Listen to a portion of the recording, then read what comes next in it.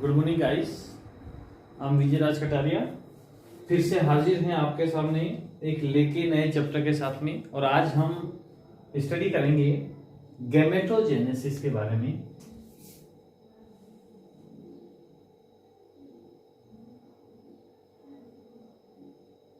Gametogenesis 12th class का एक topic है जिसे युग्मक जनन कहते हैं। युग्मक जनन, और आज हम युग्मक जनन के बारे में स्टडी करने वाले हैं कि युग्मक जनन मेल और फीमेल में किस तरीके से होते हैं। तो देखिए, गैमेटोजेनेसिस जो है, गैमेट बनने की जो प्रोसेस है उसको आज हम समझने वाले हैं। गैमेट बनने की प्रोसेस को हम आज समझेंगे। सबसे पहले बात करते हैं मेल के अंदर।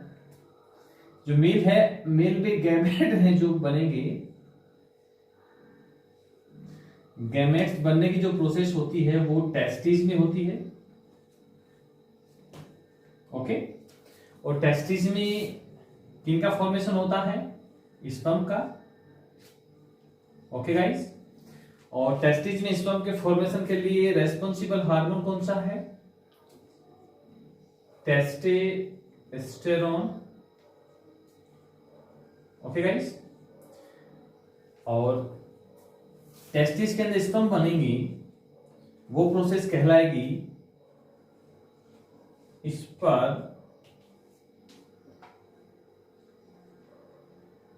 स्पर्मियोजेनेसिस।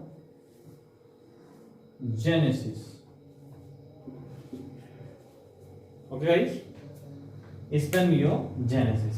अब इनकी सेकेंड बात करते हैं फीमेल के अंदर कि फीमेल में जो गैमेट्स बनेंगी वो ओवेरी में बनेंगे, और ओवेरी के अंदर एग डेवलप होंगे।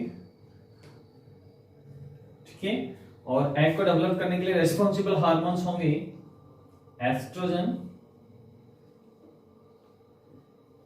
प्रोजेस्टेरोन। ओके गाइस, और ओवेरी के अंदर गैमेट्स बनने की जो प्रोसेस है वो कहलाती है ओजेनेसिस।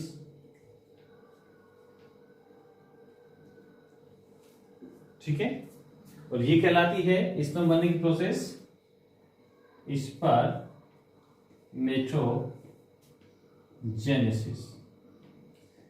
स्पर्मियोजेनेसिस क्या करता है? स्पर्म बनने की प्रोसेस को बढ़ा देता है, यानी कि स्पर्मेटिड्स जो बनते हैं उनसे स्पर्म बनने की प्रोसेस स्पर्मियोजेनेसिस कहलाती है। ठीक है, इनके बारे में हम नॉर्मली अभी डिस्कशन करने वाले हैं। सबसे पहले हम बात करेंगे स्पर्मेटोजेनेसिस की, यानी कि युग्मक निर्माण की प्रक्रिया आज हम पढ़ेंगे। युग्मक जनन जो है उसमें पहला हम पढ़ेंगे स्पर्मेटोजेनेसिस,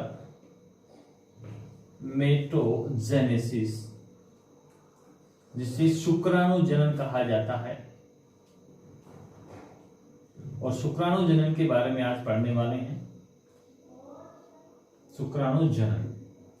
तो गाइस, हमने मेल रिप्रोडक्टिव सिस्टम में टेस्टिस के बारे में डिस्कशन किया था, वृषणों के बारे में हमने पढ़ा था। और आज हम बात करेंगे कि जो स्पर्म है उनका फॉर्मेशन किस तरीके से होता है, शुक्राणुओं का निर्माण किस तरीके से होता है। तो सबसे पहले हम यहां पर एक प्रोसेस के थ्रू स्पर्मेटोजेनेसिस को समझेंगे, और हम उस टेस्टिस का टीसी सेक्शन यानी अनुप्रस्थ काट के देखते हैं कि किस प्रकार से जो स्पर्म जनरेट होते हैं उनकी स्ट्रक्चर के बारे में हम देखेंगे।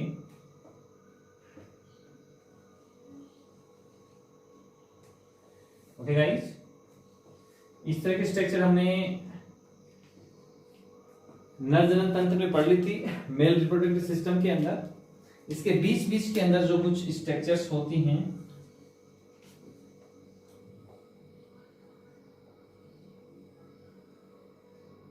कुछ इस तरह की स्ट्रक्चर्स होती हैं, और इनके बीच में होते हैं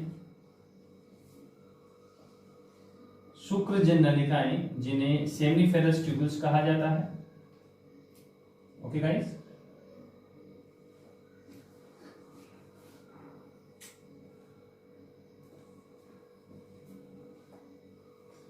कंप्लीटली डिटेल से पढ़ेंगे किस तरीके से स्पर्म का फॉर्मेशन होता है। आप भी सावधानी पूर्वक कंसंट्रेशन के साथ में अध्ययन करेंगे। तो देखिए कुछ ऐसी स्ट्रक्चर्स होती हैं, ये हमने टेस्टिस का टीसी सेक्शन जब काटा था तो इंटरनल स्ट्रक्चर को हम देखते हैं। टेस्टिस जो है, टेस्टिस के सराउंडेड चारों ओर एक कनेक्टिव टिश्यू से एक लेयर डेवलप होती है और उस लेयर को कहा जाता है ट्यूनिका एल्बुजिनिया। ओके गाइस, ये क्वेश्चन पूछा जाता है बार बार कि जो टेस्टिस हैं, वृषण जो हैं, उनके चारों ओर जो एक कनेक्टिव टिश्यू यानी संयोजी ऊतकों से निर्मित जो एक आवरण होता है उसे ट्यूनिका एल्बुजिनिया कहा जाता है। ओके गाइस, अब हम बात करते हैं कि ये जो रेड कलर से मैंने पिंडक दिखाए हैं, ये पिंडक, इन पिंडकों की संख्या बोथ वृषण में लगभग 250 से 300 के समथिंग होती है। ये वृषण पिंडक हैं, ठीक है, और इन वृषण पिंडकों के अंदर ही शुक्रजन नलिकाएं होती हैं। तो गाइस ध्यान रखना, ये जो ब्लू लाइन से मैंने टेढ़ी मेढ़ी जाल जैसी संरचना यहां दिखाई हुई है, ये आपकी शुक्रजन नलिकाएं हैं, शुक्रजन नलिकाएं। और ये जो शुक्रजन नलिकाएं हैं इन्हें सेमिनिफेरस ट्यूब्यूल्स कहा जाता है, सेमिनिफेरस ट्यूब्यूल्स कहा जाता है। तो अभी तक हमने पता लगा है कि जो टेस्टिस हैं उसमें पिंडकों की संख्या कितनी है, 250 से 300, और पर पिंडक के अंदर सेमिनिफेरस ट्यूब्यूल्स होती हैं, और पर पिंडक के अंदर इन सेमिनिफेरस ट्यूब्यूल्स की संख्या होती है 1 से 3। क्वेश्चन पूछा जाता है कि एक पिंडक में शुक्रजन नलिकाओं की संख्या कितनी होती है, तो 1 से 3 होंगी। क्वेश्चन ऐसे भी पूछा जा सकता है कि वृषण के अंदर पिंडकों की संख्या कितनी होती है, तो 250 से 300। और क्वेश्चन ऐसे भी पूछ लिया जाता है कि वृषण के अंदर, दोनों वृषणों के अंदर कुल शुक्रजन नलिकाओं की संख्या कितनी होती है, तो 250 और 300 है, तो 750 से 900 के बीच में कुल शुक्रजन नलिकाएं या सेमिनिफेरस ट्यूब्यूल्स होती हैं। अब गाइस हमें यहां पर समझना ये है, अभी तक आपको यहां तक समझ में आ चुका होगा, अब समझना ये है कि ये जो शुक्रजन नलिकाएं हैं जो पिंडकों में हैं, ठीक है, इन शुक्रजन नलिकाओं के चारों ओर, शुक्रजन नलिकाओं के चारों ओर संयोजी ऊतकों से आस्तरित एक झिल्ली होती है। उस झिल्ली को क्या कहा जाता है, ये क्वेश्चन पूछा जाता है कि सेमिनिफेरस ट्यूब्यूल्स के चारों ओर संयोजी ऊतकों से निर्मित एक झिल्ली होती है, उस झिल्ली को क्या कहा जाता है, तो गाइस उस झिल्ली को कहा जाता है ट्यूनिका प्रोपिया। यहां पर यह क्वेश्चन जरूर पूछा जाता है कि जो शुक्रजन नलिकाएं हैं उनके चारों ओर एक पतली झिल्ली जो संयोजी ऊतकों से बनी होती है उसका आवरण पाया जाता है, उस आवरण को ट्यूनिका प्रोपिया कहा जाता है। तो यहां तक आपको समझ में आ चुका होगा। अब हम यहां पर बात करेंगे कि इन शुक्रजन नलिकाओं में स्पर्म का निर्माण होता है। अब ये स्पर्म जो हैं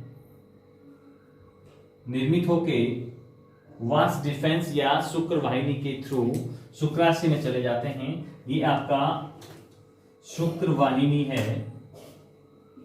ओके गाइस, शुक्र वाहिनी या वास डिफेंस।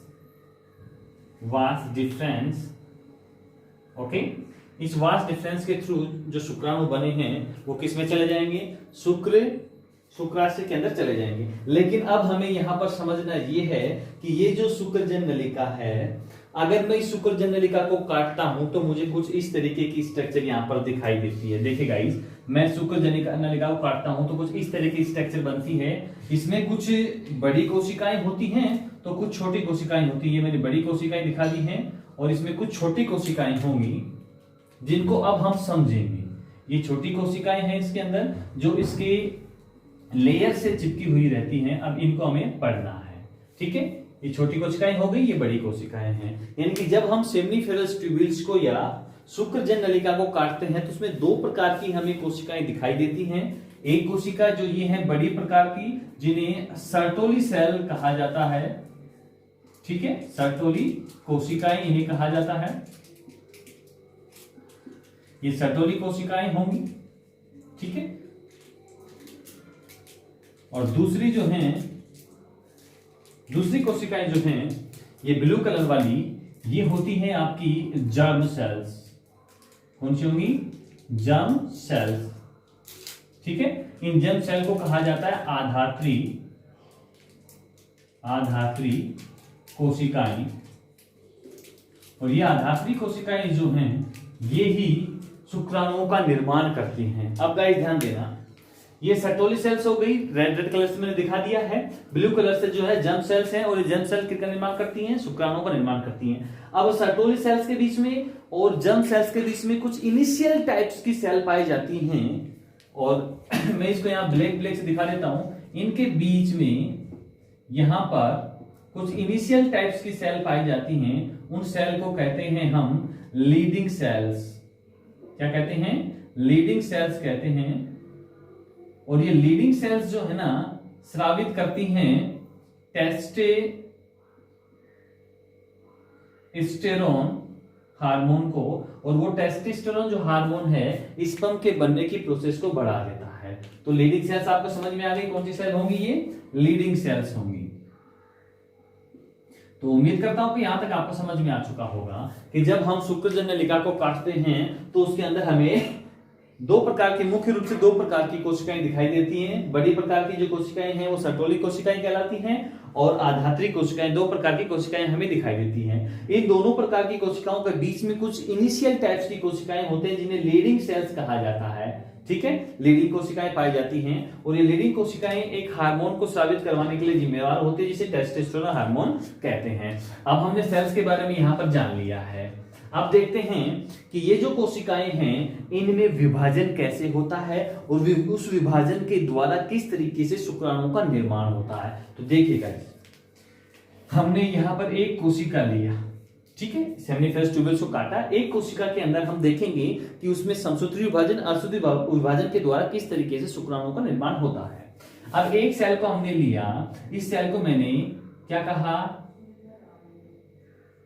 स्पर्मेटोगोनियम।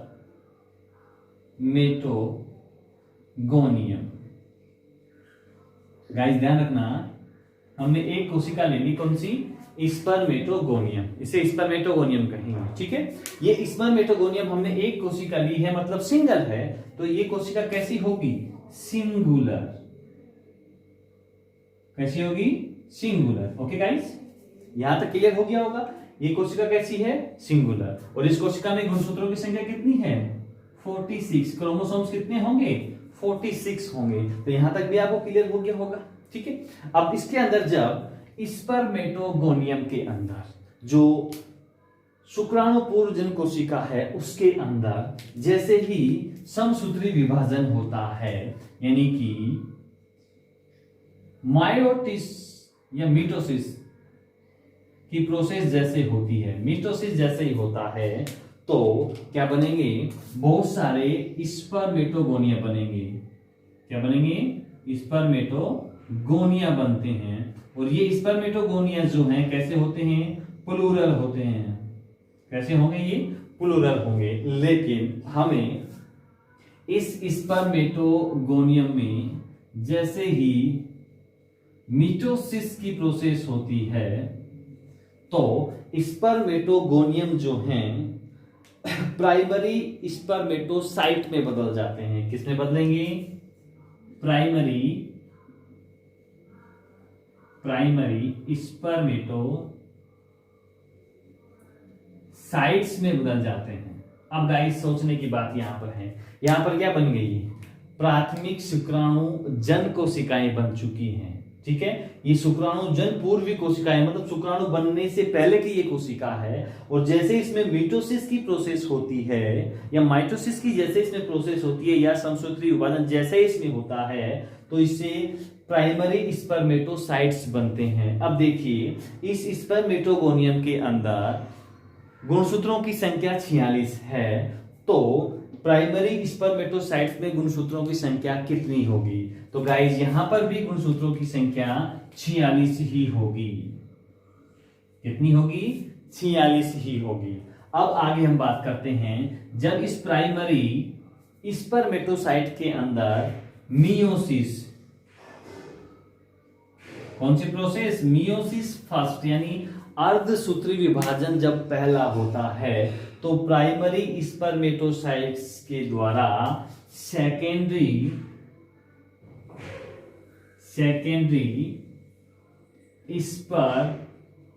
स्पर्मेटोसाइट्स बनते हैं। क्या बनते हैं? सेकेंडरी स्पर्मेटोसाइट्स बनते हैं। अब यहां पर फिर आपको समझना है कि प्राइमरी स्पर्मेटोसाइट्स के अंदर गुणसूत्रों की संख्या कितनी है? 46 है। लेकिन अब सेकेंडरी स्पर्मेटोसाइट्स में गुणसूत्रों की संख्या कैसी होगी? तो देखिए यहां पर समसूत्री विभाजन हो रहा था, तो मातृ कोशिका जो थी उससे जो पुत्री कोशिकाएं बन रही थी उनमें कोशिकाओं की संख्या या गुणसूत्रों की जो संख्या थी वो समान थी। यानी कि मातृ कोशिका से दो पुत्री कोशिकाएं बन रही थी और मातृ कोशिका में जितने गुणसूत्र थे उतने ही गुणसूत्र पुत्री कोशिकाओं में थे। लेकिन यहां पर अर्धसूत्री विभाजन होता है किसमें? प्राइमरी स्पर्मेटोसाइट यानी प्राथमिक शुक्राणु जन कोशिकाओं में जब अर्धसूत्री विभाजन प्रथम होता है उसके दौरान सेकेंडरी स्पर्मेटोसाइट्स बनते हैं और उनमें गुणसूत्रों की संख्या मातृ कोशिकाओं की तुलना में आधी रह जाती है। तो यहां पर गुणसूत्रों की संख्या कितनी होगी? 23। अब मैंने यहां पर 23 क्यों लिखा है? क्योंकि प्राइमरी स्पर्मेटोसाइट्स जो हैं, मैं यहां दिखा देता हूं कि यहां पर हमने स्पर्मेटोगोनिया लिया, इसमें समसूत्री विभाजन हुआ तो ये दो भागों में बट गया। इन दोनों भागों में गुणसूत्रों की संख्या समान है। अब प्राइमरी स्पर्मेटोसाइट्स ये बन चुके हैं और प्राइमरी स्पर्मेटोसाइट्स के अंदर फिर अर्धसूत्री विभाजन होता है तो ये दो पुत्री कोशिकाओं में बढ़ जाते हैं और यहाँ पर गुणसूत्रों की संख्या 46 है तो यहाँ 23 रह जाती है। कितनी रह जाएगी? 23। ऐसा ही इधर होगा तो यहाँ पर भी 23 हो जाएगी। ठीक है गाइस, यहां तक समझ में आ गया होगा। अब सेकेंडरी स्पर्मेटोसाइट्स बन गए हैं। ये क्या है? सेकेंडरी स्पर्मेटोसाइट्स हैं और ये क्या थे? प्राइमरी स्पर्मेटोसाइट्स थे। ओके गाइस, अब सेकेंडरी स्पर्मेटोसाइट्स बन चुके हैं हमारे पास। अब सेकेंडरी स्पर्मेटोसाइट्स के अंदर जैसे ही मियोसिस सेकंड होता है, क्या होगा? मियोसिस सेकंड होगा तो सेकेंडरी जो स्पर्मेटोसाइट्स हैं वो बदल जाएंगे स्पर्मेटिड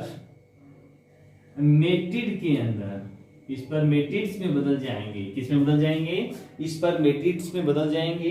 यानी कि इनकी संख्या बढ़ती हुई जाएगी। फिर ये आगे दो कोशिकाओं में विभक्त हो जाएंगे, ये भी आगे दो कोशिकाओं में विभक्त हो जाएंगे और ये प्रोसेस कंटिन्यू लगातार चलती रहती है। आप समझ जाना कि ये गुणसूत्र जो हैं प्राइमरी स्पर्मेटोसाइट्स में 46 रहते हैं, उसके बाद आधे होते जाते हैं। अब देखिए सेकेंडरी स्पर्मेटोसाइट्स के बाद जब अर्धसूत्री विभाजन दूसरा हुआ तो क्या बने? स्पर्मेटिड्स बने। और अब देखिए स्पर्मेटिड्स यहाँ कितने बनेंगे? ये प्राइमरी स्पर्मेटोसाइट्स था यानी कि प्राथमिक शुक्राणु जन कोशिका थी, इससे दो कोशिकाएं बनी। सेकेंडरी स्पर्मेटोसाइट्स यानी कि द्वितीयक शुक्राणु कोशिकाएं या शुक्राणु जन कोशिकाएं, इनसे फिर 4 बनेगी, 2 और 2 4। तो स्पर्मेटिड्स के अंदर कोशिकाओं की संख्या कितनी है? 4 है। कितनी है? 4। और यहां पर कितनी है? 2। तो 23 मैंने दिखाया है। यानी कि सेकेंडरी स्पर्मेटोसाइट्स के अंदर 2 कोशिकाएं होंगी जो प्राइमरी स्पर्मेटोसाइट्स से बनेगी। तो सेकेंडरी स्पर्मेटोसाइट्स के अंदर 2 कोशिकाएं हैं। अब इन 2 कोशिकाओं से 4 बनेंगी यानी कि स्पर्मेटिड्स कहलाएंगी। जो 4 कोशिकाएं हैं सम्मिलित रूप से क्या कहलाएंगी? स्पर्मेटिड्स कहलाएंगे। अब थोड़ा हम आगे चलते हैं। अब स्पर्मेटिड्स के अंदर ये स्पर्मेटिड्स बन गई, 4 कोशिकाएं बन गई। ये स्पर्मेटिड्स जो हैं स्पर्मियोजेनेसिस प्रोसेस के द्वारा, किसके द्वारा? स्पर्मियोजेनेसिस